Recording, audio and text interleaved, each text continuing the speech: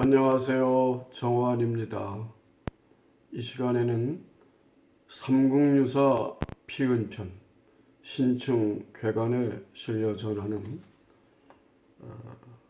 19체 향가인 원가의 배경설화에 담긴 사회문화적 상징성과 현대적 의미를 한번 살펴볼까 합니다. 잠시 인생은 낙화유수 노래를 들으시면서 이어가도록 하겠습니다.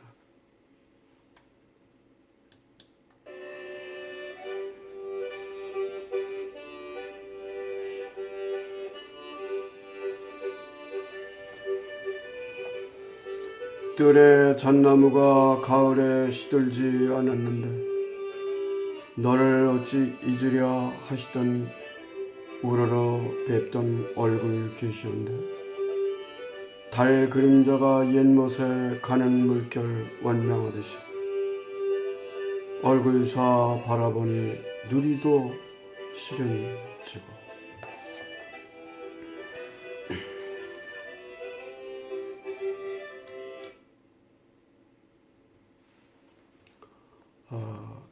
신라 제34대 효송왕이 태자 시절의 이야기입니다. 아마 그때도 여름철이었던 것 같습니다. 그 잣나무 아래, 그늘 아래 그 바둑판을 이렇게 펼쳐놓고 상대 등을 지냈던 신충과 태자가 바둑을 두고 있었습니다. 이건 이제 재미로 이렇게 한 건데요. 이 바둑을 이렇게 글쎄요. 이쪽이 신충이고 이쪽이 태자로 보면 될까요? 이 바둑의 수라는 게 참 많잖아요.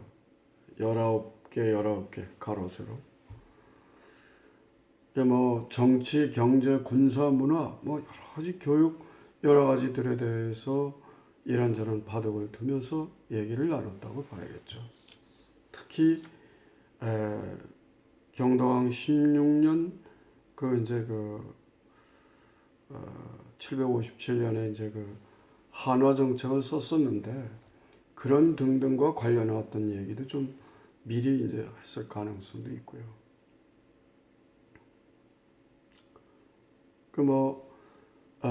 이제 태자가 말을 하잖아요. 제가 여러 가지로 어려운 가운데 임금이 되면 상대등 어른을 모시고 다시 손을 잡고 일을 하고 싶습니다. 저를 잊지 마시고 좀 잘 기억해 주세요. 도와주세요. 너무 참 황송하잖아요. 어린 태자한테 크게 일어나서 절을 하고 그러고 이제 그 뒤에 얼마쯤 세월이 지나고 나서 이 태자가 임금이 된 겁니다. 그게 효송왕이에요. 근데 세월이 이렇게 한 1년여 2년여 이렇게 지나는데도 가타부타 말이 없잖아요. 너무 참 한편으로 야속하기도 하고. 그래서 충원이 작가라 신충이 원망할 원자 그래가지고 말리을 이자 지을 짝자 노래 가자. 거기서 원망할 원자하고 노래 가자를 따서 원가라고 이렇게 하는 겁니다. 원가를 지어서 그래가지고 바둑을 놓던 그 자리에 서 있는 그 잣나무, 이 잣나무가 이제 말하자면 다 귀가 있다면 들었겠죠. 거기다 붙였어. 원가를. 그랬더니 정말 얼마 안 가서 그 나무가 하얗게 말라 죽어버렸어요. 그게 이제 그러니까 궁에서 입에서 입으로 해서 임금이 알게 됐어요. 참 정말 내가 큰 실수를 했구나. 그래서 다시 신충을 이제 불러서 제가 여러 가지로 경황 중에 상대등을 잊고 있었습니다. 제가 다시 한번 우리 손잡고 힘을 합쳐서 이렇게 일을 했으면 좋겠습니다. 그러면서 이제 임명장을 주는데 이 신충이 하는 얘기가 모든 게 꽃이 필 때가 있고 질 때가 있습니다. 저를 기억해 주시는 것은 대단히 고맙고 근데 지금은 때가 아닌 것 같습니다. 저는 이미 상대등에서 물러난 지가 좀 됐고 그래서 다른 분들이 또 열심히 하니까 저는 이 길로 이순공이 내려가 있는 경남 산청에 단속사로 내려가겠습니다. 거기 가서 대왕과 나라의 태평 성대를 빌면서 수행정진하겠습니다. 좀 잘 좀 양해해 주시기 바랍니다. 말려도 뭐 듣질 않으니까 그냥 간 거예요. 그 이제 아까 그 불렀던 그 원가라는 제가 아까 노래 들으면서 읽었잖아요. 이제 그런 노래를 이제 통해서 이런 어떤 본인의 어떤 원망하는 마음을 전달한 거예요. 이제 이런 그 사연인데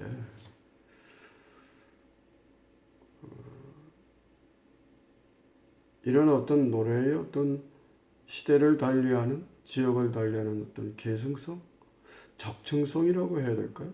이에 가면 자꾸 지역에 따라서 사람에 따라서 이게 시대에 따라서 인물도 조금씩 바뀌고 주제는 같은데 말하자면 이제 신문왕 때에 그 신충이라는 사람이 있었어요. 그때도 이름이 똑같아요. 믿을 신자, 충성 충자. 근데 이 왕자가 어떤 기회에 왕자 시절에 판단을 잘못해가지고 양민을 보통 이제 백성을 노예로 만들어 버린 그런 결과가 왔어요. 그게 신충이 그렇게 됐어요. 그 억울함을 안고 살다가 병들어 죽었어. 근데 임금이 된 뒤에도 원래 그 정명 아닙니까? 정명태자가 신문왕이 된 뒤에 그 까닭없이 등에 등창이 나가지고 정말 견딜 수가 없어. 그래서 그 해통 스님을 불러서 무슨 방법이 없겠습니까? 아마도 모르긴 해도 그 원통하게 그 노예가 돼서 죽었던 그 아마 신충이 그런 어떤 그 원망하는 마음들이 모여서 아마 이런 병증을 일으키지 않았을까? 등창을 발생시키지 않았을까? 그럼 어떻게 하면 되겠습니까? 그 원망하는 마음을 풀어줄 수 있는 그러니까 해완상생하는 그런 하나의 방책으로 절을 하나 지어주시고 그 신충에게 그런 원망하는 마음을 풀어주면 어떨까 싶습니다. 그리고 정말 그대로 했어요. 그게 신충 봉성사입니다. 그 지금 이제 말씀드리는 이제 단속사 얘기도 그렇잖아요. 잣나무에다 이제 원가를 붙였고 이게 고려 충서왕 때 가면은 최홍철이라고 하는 충신이 있었는데 또 어떤 나쁜 그 모함을 하는 사람들에 밀려가지고 그 이제 그리 갔어요. 멀리 귀양을 갔죠. 그때 이제 그 사덕능이라고 하는 그 이제 신하가 그걸 보고서 아 이건 아니다 싶어가지고 이제 그 노래를 졌어요. 그 노래를 졌는데 이제 억울하다 이거죠. 그 노래가 퍼져서 임금이 알게 되고 그 사람을 다시 불러서 그런 이제 원망함을 풀어줬다. 아마 정과장도 그런 일종의 그 것이라고 볼 수가 있겠죠. 그 정과정 맨 끝에 가보면 그런 게 있잖아요. 잔월효성이 알아시리다. 저 조각달과 새벽별이 내 마음을 알 것이다. 이거 억울하다는 얘기지. 네. 그리고 여기서 이제 우리가 유념할 것이 이제 이 노래를 지은 이제 시기 문제인데요. 한마디로 이건 효성왕 때라고 보기는 좀 어렵다. 왜 그러냐? 그 첫째 단속사라고 하는 설은 이건 경도왕 22년에 이건 언제입니까? 그게 763년입니까? 네. 763년에 이순을 위해서 왕이 지어졌다고 이제 그 도솔관이 그래 나왔잖아. 그런데 다른 기록을 보면 그 경도왕 그 이제 7년으로 나온다 이 말이야. 748년. 15년이나 차이가 있잖아. 저쪽 맞질 않고. 그 다음에 효성왕 때 상대등을 했어요. 신춘이. 그때는 별일이 없었어요.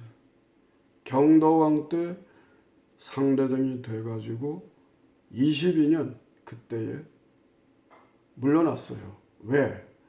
그런 소위 개혁 정치를 주도하지 않고 거기에 반대했던 세력인 김양상이라는 건 나중에 임금이 됐잖아요. 선도왕이 됐잖아요. 그 조카를 죽여버리고 해공왕. 그리고 이제 그 만종과 그런 양상 이런 두 사람들이 반왕당파에 밀려서 결국 이제 쫓겨나는 셈이 됐는데 그 시기가 이게 안 맞다는 거죠. 이건 경도왕 때지, 이건 효성왕 때일 수가 없다. 그것이 이제 양주동 선생이나 이백 선생으로 이어지는 그런 이제 여러 연구자들에 의해서 그렇게 이제 된 것이고요.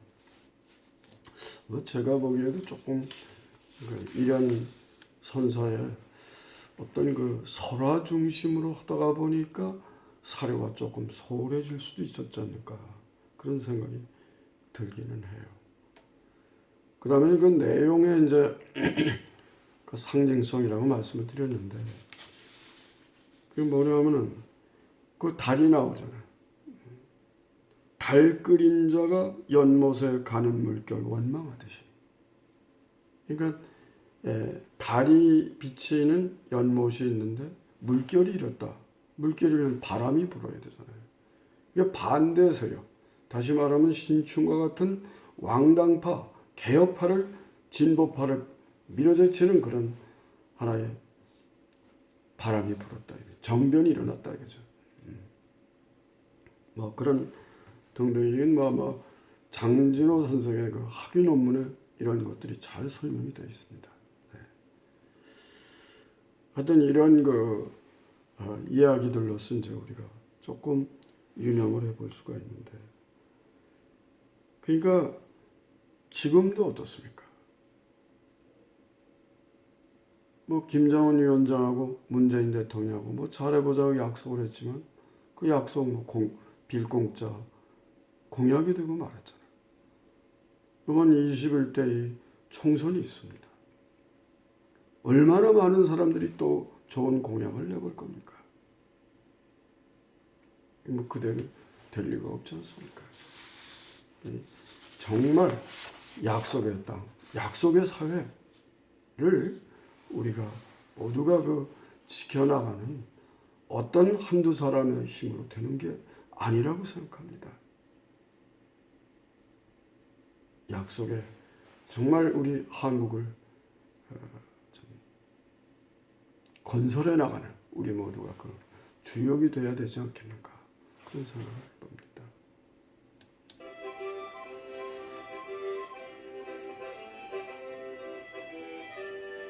여러분 이 어려운 때 건강하시고